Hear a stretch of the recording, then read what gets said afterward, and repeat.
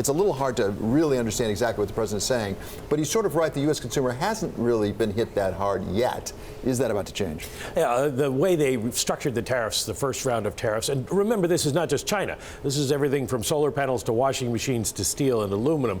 They structured it to hit businesses and not consumers, which is what you do in a sort of public relations sense when you're starting something like this. But now the only things left largely are consumer products. So the idea of the $325 billion going to 25% tariffs would hit things like cell phones. That's the natural example. But the question is, how much does the consumer pay? Not just that they will pay, because a lot of this gets absorbed in margins. The president, I have no idea what he's talking about when he says 4 points. But basically, you know, the importer pays the price of the tariffs. Now, where China could get hurt is if it forces assembly manufacturing out of China or forces Chinese companies to lower their prices to keep market share. But in a lot of these consumer goods, it would take a long time to move the product chains out of China, or they're just not going to go.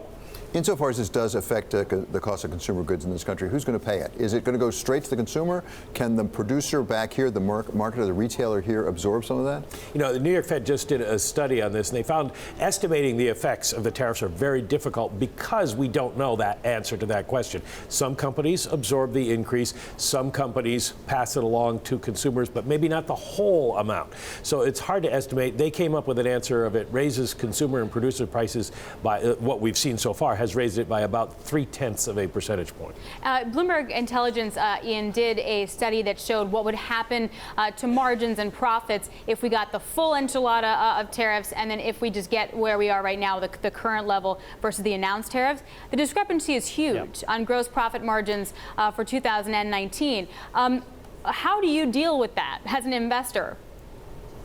Well, I think you have to take a cautious stance on it. You know, our view is that one of the bits of the story that hasn't really permeated into the market yet is that already there was a lot of negative pressure on margins. So we believe that, you know, looking at what we had at the end of last year, we were already talking about a 3-point shift in US margins and US earnings for 2019 being down 5%. So if you add on top of that a tariff factor as well, then you're talking potentially about moving towards almost double-digit losses for EPS growth over an 18-month period, for example.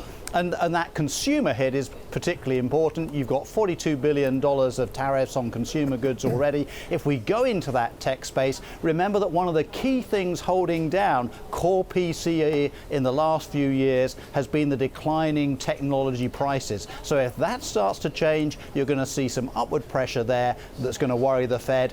And it's also going to hit real personal disposable incomes. So unless savings come down, as Michael tells you, that's going to feed straight through into weaker consumer growth and also potentially into housing demand as well.